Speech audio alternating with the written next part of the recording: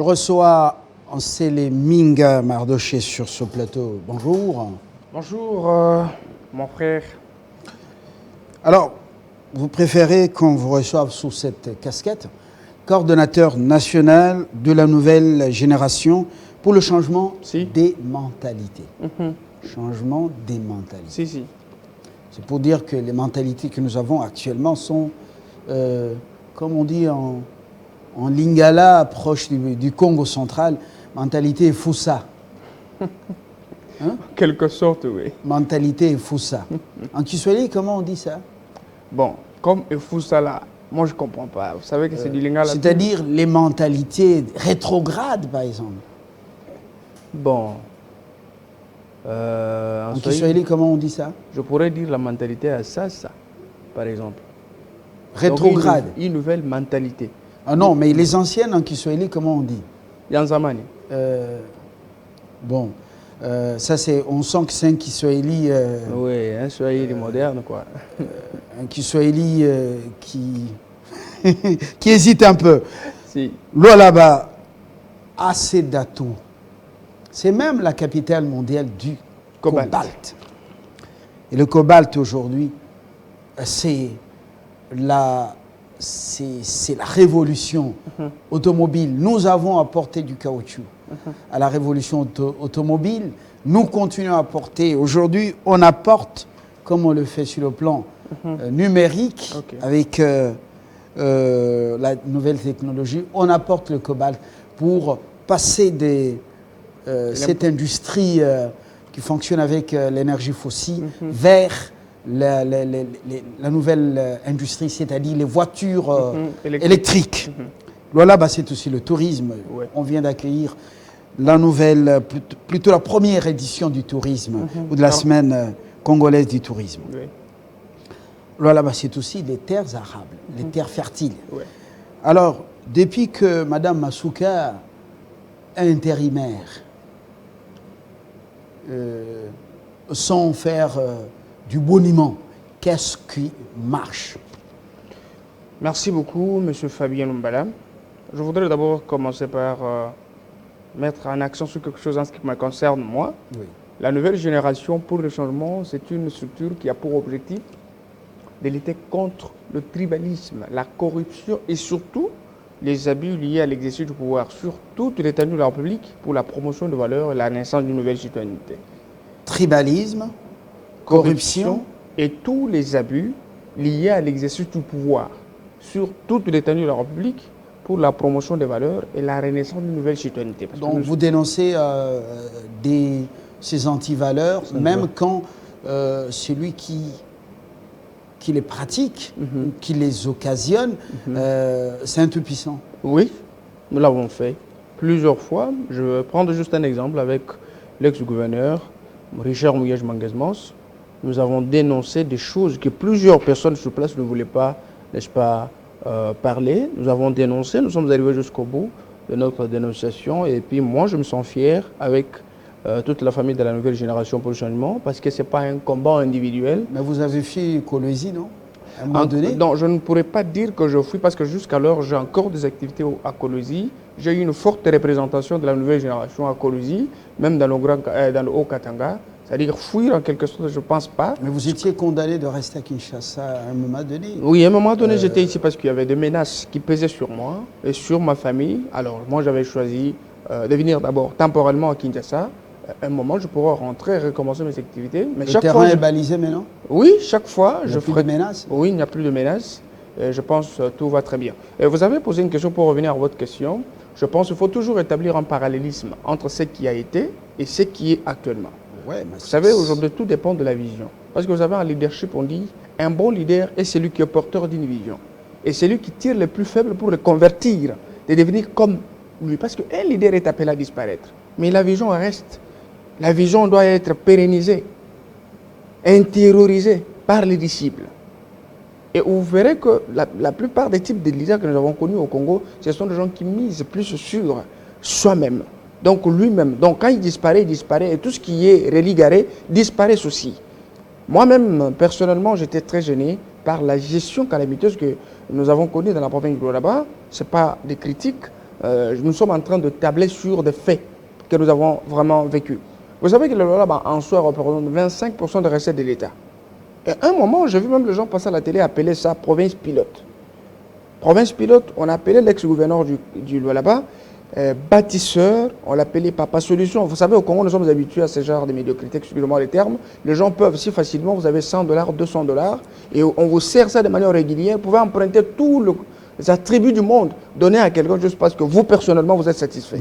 C'est la pratique au pays. Lorsqu'on reçoit un peu de faveur, ouais. Eh bien, on s'érige en, comment on dit, en troubadour et trouveur. Oui, oui, on commence. C'est la pratique au pays. Oui, oui, c'est la pratique, moi je vous dis. D'abord, c'est une pratique que nous combattons sérieusement parce que nous voulons qu'aujourd'hui, nous sommes des futurs gestionnaires. Nous faisons de la politique objective. Nous voulons gérer les institutions demain. Et nous voulons que notre gestion repose sur un socle de valeurs. Pour mieux faire les choses, il faut le faire autrement. C'est-à-dire se servir des insuffisances des autres et se construire, n'est-ce pas, une autre façon de gérer le pays. Et vous savez, c'est très difficile d'imposer une nouvelle manière de faire. Les gens ne peuvent pas facilement l'épouser. Au Lualaba, la province sort d'une situation très malencontreuse, monsieur Fabien. La province, la gestion était caractérisée par le détournement des sommes colossales de l'État. Ici, vous serez scandalisé.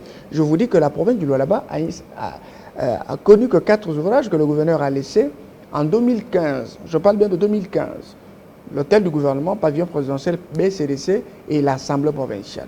De 2015 jusqu'en 2018, il n'y avait qu'un seul bâtiment qui était achevé, l'hôtel du gouvernement. Mais les autres chantiers voilà, avaient beaucoup évolué. Pourquoi Bon, les autres chantiers... Vous faites du tabula rasa de tout ça? Non, non, on ne fait pas du tabula rasa, mais c'est la vérité, parce que les gens ont du mal à comprendre que c'est la vérité. Donc, ce que moi je peux vous dire ici, c'est que Madame Fifi Masuka a achevé 2 ouvrages dans une période de 2 mois. Qu'est-ce qu'elle a achevé? La BCDC, la BCC plutôt, pavillon présidentiel, c'est Fifi Masuka avec les recettes de la province. Et vous savez, lorsqu'elle a accédé, n'est-ce pas, à la tête de la province comme gouverneur intérimaire. Oui, j'ai commencé, elle est venue achever. Elle a achevé. La continuité. La continuité aussi qui est le fruit de la volonté. Normal. Non, non, pas du tout normal. Moi, je vais dire quelque part, hein, il y a de l'exception dans cette façon de faire.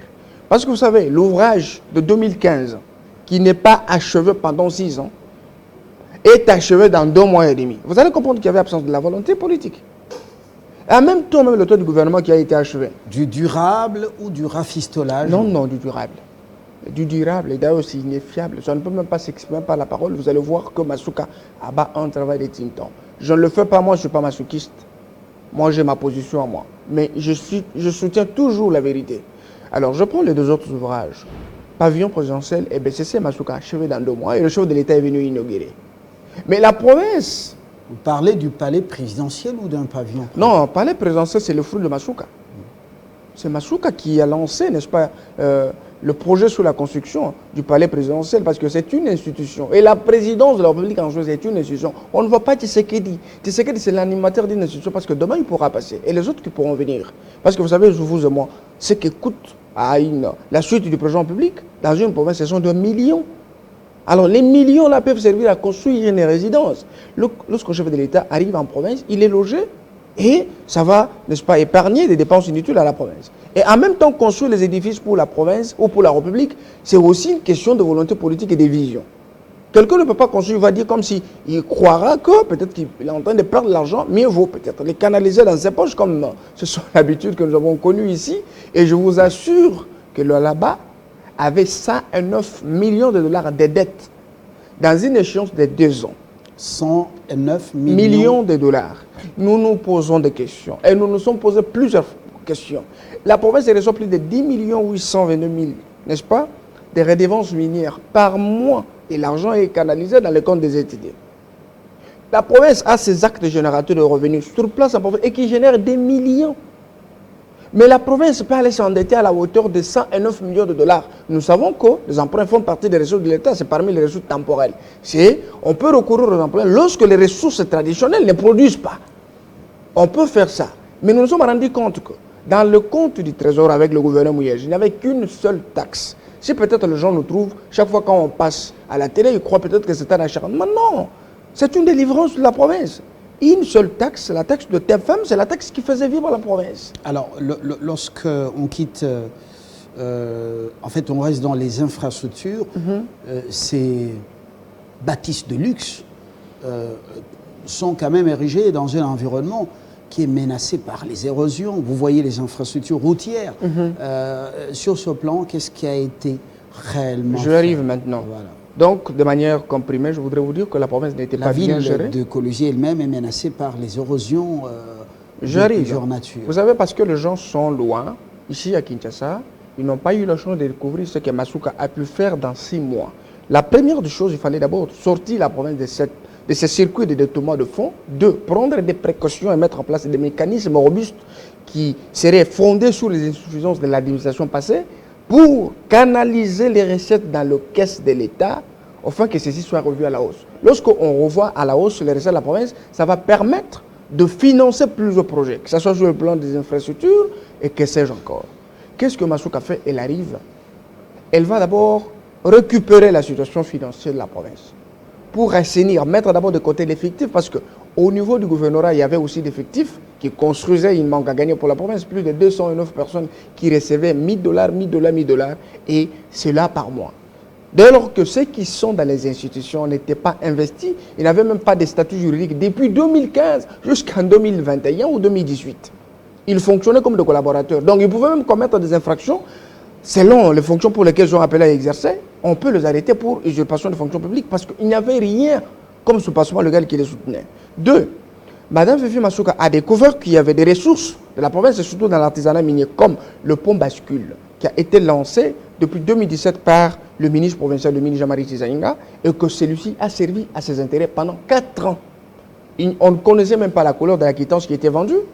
L'argent allait dans ses poches. Aujourd'hui, Masuka a récupéré le point bascule et elle a mis en place une nouvelle commission de traçabilité. Je vous dis que dans 1 mois et demi, on compte des millions juste pour, n'est-ce pas, les amendes transactionnelles qu'on paye au point bascule. Et c'est pour la première fois. Le point bascule, il donne ses résultats parce qu'il y a beaucoup de miniers là-bas, ce qui est tout à fait normal. Mais revenons aux infrastructures routières. On exploite du cobalt et d'autres minerais, mais le sol, c'est un sol menacé par les érosions.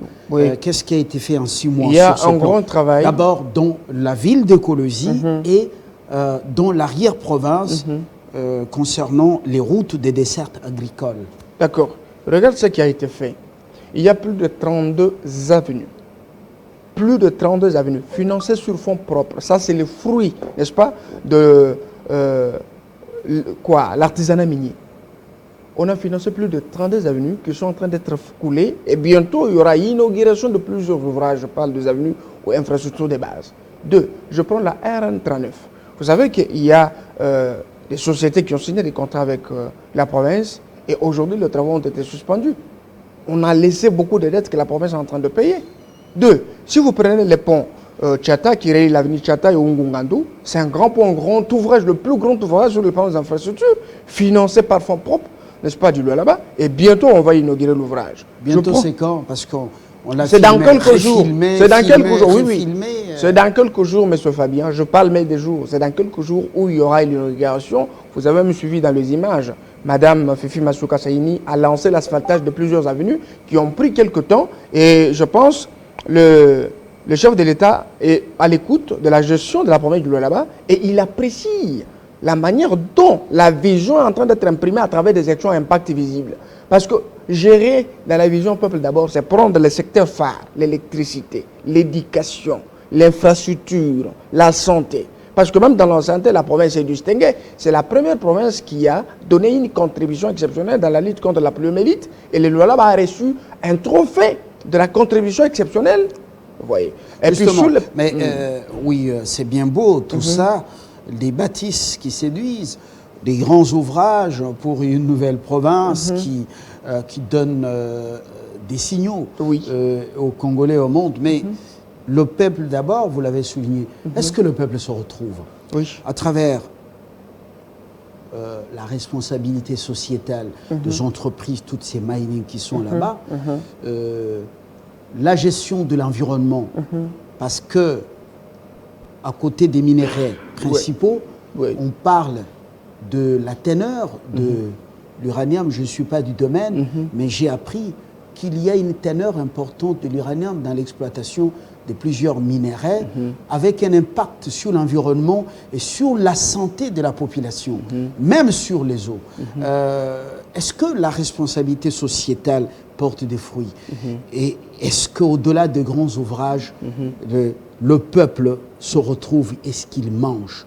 La pauvreté, est-ce qu'elle est combattue? En 6 mois, qu'est-ce que ça a donné? En 6 mois, je vais parler d'abord de l'environnement. Les mesures sont déjà prises par l'autorité provinciale. Je pense le ministre provincial de l'environnement que j'ai salué, il est au four au moulin. Il se bat parce qu'à l'époque, nous avons connu ce petit problème. Mais pour le moment, la situation est au contrôle. Je pense que la population ne se plaint pas, n'est-ce pas, pour le comportement des entreprises sur place. Mais je sais que toutes les mesures sont prises, n'est-ce pas, pour protéger notre population à travers les effets, n'est-ce pas, de l'industrialisation du secteur minier. La deuxième des choses, vous avez souligné un problème avec le peuple d'abord. S'il faut parler du peuple d'abord, moi je vois tout ce qui touche au social. Je voudrais juste prendre un exemple avec le projet sur l'eau potable. Il y a un projet SAEP, bientôt, il y aura des usines d'eau potable qui seront installées en province, mais qui fonctionneraient avec des panneaux solaires, n'est-ce pas, et qui va permettre à la population, n'est-ce pas, d'avoir de l'eau selon le besoin, selon leur niveau de vie. Quelqu'un qui peut avoir 5 000, il paye via Airtel Money, M-Pesa, et il a de l'eau à la maison, et de manière perpétuelle. Voyez. Et ce projet va s'étendre même au niveau des territoires. Projet SAEP, c'est un grand projet, d'abord qui bientôt déjà, les travaux vont commencer. Et la deuxième des choses, il y avait un problème d'eau, là-bas, il y avait un problème sérieux d'eau, mais on a foré plus de 142, n'est-ce pas, forages, partout, et il y a quand même un soulagement, et madame a essayé de mettre la pression sur la régie des eaux, qui a essayé de revoir, n'est-ce pas, quelques insuffisances. Aujourd'hui, il y a permanence d'eau dans quelques secteurs, mais avec les forages, je pense que ça a essayé de couvrir, n'est-ce pas, le problème même au plus de 55%. Je pense que le pourcentage qui reste avec le projet SAEP, je pense que la solution serait trouvée. Le niveau des vies de la population. Au niveau des vies aussi, il faut comprendre que... À part ceux qui sont dans les rouages des dirigeants, est-ce que le peuple, lui, le peuple se retrouve lorsque l'État, n'est-ce pas, à travers les représentants au niveau de la province, donne la possibilité aux gens, n'est-ce pas, d'avoir par exemple des contrats de sous-traitance, avoir des coopératives, avoir des carrières minières, vous voyez. Ceci ouvre la porte, n'est-ce pas, à octroi d'emploi à beaucoup de jeunes et facilement, là-bas je vais vous dire aujourd'hui, les jeunes se retrouvent et chaque jour nous enregistrons des mariages et les jeunes construisent. C'est une province très épanouie parce qu'on avait besoin d'une personne intègre. Une personne qui peut, n'est-ce pas, imprimer la vision du chef de l'État, c'est-à-dire mettre le peuple au centre de tout intérêt. Elle-même, quand elle était arrivée il y a quelques mois, en fait, quand elle a commencé l'intérim, elle a fait le tour de quelques territoires là-bas pour démontrer le degré de la misère du peuple, les écoles dans lesquelles les enfants étudiaient même les sols, et le niveau de souffrance dans plusieurs coins de la province. Maintenant qu'elle est aux commandes, même si elle est intérimaire, mais est-ce que elle s'attelle à transformer cette situation? Si. Vous savez, Ad Majorem Est, nous sommes nés pour de grandes choses. Je pense que Fifi est là pour de grandes choses, au profit de l'intérêt de l'Oualabé. Qu'est-ce qu'elle fait? Masuka commence d'abord avec les argents du gouvernorat. Aujourd'hui, quelqu'un qui torchonne, un jardinier au gouvernorat touche 1 000 $. Je veux dire que c'est la première province sur les 26 où les agents au gouvernorat sont très bien traités. Je ne parle pas de ceux qui sont au gouvernorat. Oui, oui. Je parle maintenant, de ce peuple dans l'arrière-province. C'est ce que je dis. Fungurume, comment on appelle encore Dilolo, Kassajossi, tous ces coins de D'abord, je commence avec Dilolo. Dilolo qui a aussi connu une escroquerie, n'est-ce pas? La fois passée, le gouvernement, l'administration passée est partie pour détruire le marché. On a dit qu'on allait construire un stade moderne, la route, jusqu'à maintenant. Maintenant, je vous dis que la route du Lolo est en cours de réhabilitation. C'est avec l'intervention de Tujumasu Kasaini. Vous voyez, il y a eu même des ravins qui ont menacé ce territoire aujourd'hui. J'ai reçu des déclarations et c'est passé partout. la population de Djilolo a remercié l'autorité provinciale pour son implication positive, n'est-ce pas, dans le changement, soit à remédier les problèmes des gens de Djilolo. À Kassaj, la même chose, vous savez, avec l'ISP, Moussumba, madame, met aussi les batteries en marche pour voir dans quelle mesure cet ouvrage peut être achevé le plus vite possible. Vous savez, on ne peut pas dans quelques minutes dresser le bilan de tout ce qui se fait dans cette province. Bon, ça traverse les frontières nationales, mais parlons un peu dans quelques minutes de ce qui se fait au niveau de la sous-traitance. Il semble que l'État est faible dans ce coin, faible vis-à-vis des miniers, des investisseurs. On n'applique pas la loi de la sous-traitance et les Congolais ne se retrouvent pas. Du coup, le contenu local est vide. Qu'est-ce qui rend les miniers plus têtus vis-à-vis de l'État congolais au point que les lois sont foulées aux pieds? Vous savez, le problème, ça, c'est le fruit de l'administration passée, parce que je vous jure ici, sur votre plateau, qu'il y a eu une certaine discrimination. Vous savez, une discrimination et le tribalisme aussi ne sont pas dans le choix porté sur les sous-traitances, parce que ça, c'est le gouvernement, l'administration passée avec le gouverneur Mouyej, qui avait ciblé, excusez-moi de le dire, parce qu'il y a beaucoup de gens qui peuvent me donner raison, des sous-traitances tribano-ethniques, qui avaient toujours l'occasion d'avoir le marché. En même temps, les autorités se cachaient derrière. Aujourd'hui, j'ai même la déclaration, n'est-ce pas, de l'association des coopératives minières au Lolaba, qui ont décrié cette injustice déjà à partir de 2017. C'est ce qui est en tête les expatriés Oui, oui. Comment ça? Mais je vous dis, c'est l'administration passée avec le gouvernement. Comme le gouverneur avec ce ministre avait de l'intérêt derrière ce comportement, c'est ainsi que chaque fois, même si les gens se plaignaient, alors il n'y avait pas de solution. Mais c'est aujourd'hui que les gens ont découvert que tout le monde a la possibilité d'obtenir un contrat de sous-traitance. C'est le cas aujourd'hui. Il y a beaucoup de gens qui étaient, n'est-ce pas, qui ont souffert pour avoir des contrats de sous-traitance, mais qui ont la possibilité aujourd'hui. C'est ça même ce qui ouvre la voie à la stabilité du social. Lorsque quelqu'un a la possibilité d'avoir un peu d'argent de manière régulière, et il peut aussi donner du travail aux autres. Cette sous-traitance a des failles. C'est la brèche ouverte aux étrangers, au cas où les nationaux ne parviennent pas à atteindre le montant exigé pour cette démarche. Et du coup, ce sont les étrangers qui sont plus dans le secteur et les Congolais restent des ouvriers. Non, Et beaucoup condamnés à faire l'exploitation artisanale du cobalt. Et vous savez, l'exploitation artisanale, monsieur Fabien, ce n'est pas quelque chose à sous-estimer. Je vous dis aujourd'hui, si les recettes de la province de là-bas sont revues à la hausse, c'est l'exploitation artisanale. Je vous donne un exemple. Prenons l'exemple de cette coopérative comme Ibakat, qui aujourd'hui réalise 3 mois ou 4 mois d'exercice, mais a généré dans la caisse de l'État 10 millions de dollars pour une première fois. Et aujourd'hui, je donne un exemple encore, toujours l'artisanat minier, voilà le pont bascule, n'est-ce pas, qui génère des millions. Et nous avons la première fois, nous dites, mais c'est une gestion drastique, par le fait que nous avons les dons de début, nous les voyons, et nous voyons les codes dans lesquels l'argent est canalisé.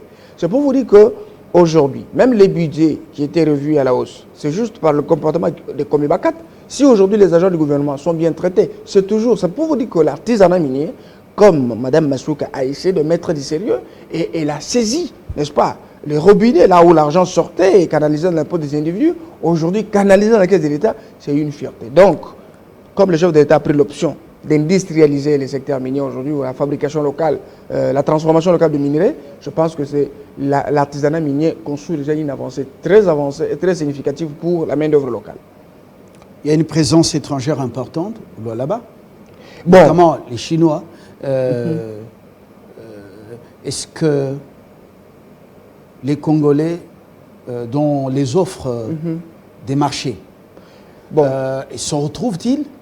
Oui. Les PME, les PMI congolaises, même les entrepreneurs congolais, est-ce qu'ils ont la chance d'accéder à des marchés? Est-ce qu'il y a transparence dans le secteur? Autrefois, on a déploré la surfacturation de certains produits et autres. Est-ce que ce n'est pas le cas? Maintenant, vous qui dénoncez la corruption et la malgouvernance, quand je vous sens chanter, comment on appelle, la gestion Massouka, est-ce que vous avez le courage de dénoncer certaines choses si réellement elles existent? Si. Vous savez une chose, que c'est un processus. il y a des avancées très significatives, n'est-ce pas, dans le réforme de beaucoup de choses, mais le comportement aussi. Les Chinois en soi ne sont pas mauvais. Ce sont les Congolais qui sont mauvais. Parce que les Chinois, quand ils viennent, lorsqu'ils viennent, ils suivent les faiblesses des Congolais. Et vous savez, le sphinx de Limité avait dit les poissons commencent à pourrir par la tête. Il n'y a jamais eu de mauvaises troupes, mais il y a toujours eu de mauvais chefs. Et comme déjà l'intention, n'est-ce pas, de pouvoir devenir riche ou soit négliger l'objectif du pouvoir public qui est l'intérêt général, c'est ainsi que nous avons découvert beaucoup de choses qui a entravé la gestion de la première guilde là-bas. Mais aujourd'hui, il y a un redressement à plus de 65%. Je vous dis aujourd'hui, les Chinois craignent, les Chinois cherchent à respecter la loi. On ne peut pas refuser de travailler avec les Chinois. Mais les Chinois peuvent seulement respecter le bloc congolais. Un point très. Mais pour parvenir à ça, il faut que l'impérium s'impose. Il faut que le pouvoir s'impose. Comme Mme Masuka s'impose aujourd'hui. Je vous donne un exemple pour finir. La coopérative communale va signer un contrat avec une usine Thomas. Sous la bénédiction du ministre professeur de Mines, la taxe de $250 de transfert pour une catégorie industrielle qui devait être canalisée dans les caisses de l'État sont payés dans les postes des individus. Le ministre prend la décision d'imposer à celle-ci et les divisions de Mines de prendre $10 à la place de $250. Il n'y a pas de donne de début, il n'y a pas de traçabilité. Hein? Et l'argent va dans les caisses des individus. Aujourd'hui, vous voyez la Comibacat qui arrive et brandit de preuves, paye Intercite, $600 avant même de commencer le travail. Nous avons salué le comportement de cette coopérative, mais c'est en fonction de ce que Comibacat a fait qu'on a revu le budget à la hausse. On a bien amélioré les conditions sociales de situation du gouvernement et des membres du gouvernement, et la population se retrouve, parce que lorsqu'il y a des coopératives qui se comportent ainsi, ça crée de l'emploi. En même temps, les gens peuvent sous-traiter, et ainsi de suite. L'objectif, c'est de créer la troisième classe sociale. Monsieur Nsele Mardoché, je vous remercie d'être venu. Vous avez compris que l'exercice peut continuer. Dans le cadre de... On approche le mois de décembre. Oui. Ce sera l'occasion pour peut-être dresser le bilan et envisager perspectives. Peut-être qu'on y reviendrait pour continuer dans le cadre de ce qu'on a appelé responsabilité sociétale, l'après-cobalt. Vous avez vu qu'à un moment donné, le diamant était devenu têtu. Ouais. Le cobalt aussi, avec notre comportement, peut se révéler et disparaître par un moment. Qu'est-ce que nous devons faire pour anticiper? Voilà. L'après-pétrole est envisagé dans d'autres grandes nations. Merci et très bonne journée. Merci beaucoup, M. Fabien. Nous allons maintenant boucler la boucle avec Luamba Luanemba, secrétaire général émérite de l'enseignement primaire, secondaire et professionnel. Avec lui, oui, c'est cette réflexion qu'il met sur la place publique vers une nouvelle définition de l'école, gratuité de l'éducation et perspective. L'homme, il a une histoire dans ce secteur de l'éducation nationale.